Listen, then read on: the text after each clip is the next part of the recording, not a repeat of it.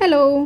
तर आता ना मी तुम्हाला रताळ्यापासून 2 गोष्टी बनवून दाखवते. ह्या ना तुम्ही उपासामध्ये करू शकता आणि खूप झटपट होतं आणि पोटभरीचं पण होतं. तर आपण इथे रताळे घेतले आहेत. छोटे-छोटे रताळ्याचा साईज घ्यायचा चकत्या बनवायला म्हणजे की गोड बनवायला आणि थोडा मोठा साईज घेतला किस बनवायला तरी चालतो. तर इथे ना मी एक कायचा किस करून घेतला आहे आणि कायच्या गोल-गोल चकत्या करून घेतल्या. तर इथे ना तेलामध्ये मी मिरची आणि आलं घातलेलं आहे किसलेलं. थोडं जिरं घातलं. त्याच्यामध्ये हा किस घालायचा आहे रताळ्याचा आणि त्याला परतवून घ्यायचा आहे आणि थोड्या वेळ वाफेवर ठेवून द्यायचं आहे. वाफेवर झाल्यानंतर ना याच्यावर घालायचं आहे शेंगदाण्याचा कूट आणि ह्याला मिक्स करून घ्यायचं आणि परत एक 2 ते 3 मिनटं वाफेवर ठेवायचं आहे. ते होतं आहे तोच तर आपण इथे गोड पदार्थ बनवून घेऊया. त्याच्यासाठी मी आधी तूप घेतलं आहे. रताळ्याच्या जे चकत्या होत्या त्यांना मी ते थोड्या वेळ तुपामध्ये फ्राय करून घेतलं आहे, वाफवून घेतलं आहे. नंतर मी त्यात थोडीशी साखर घातली आहे.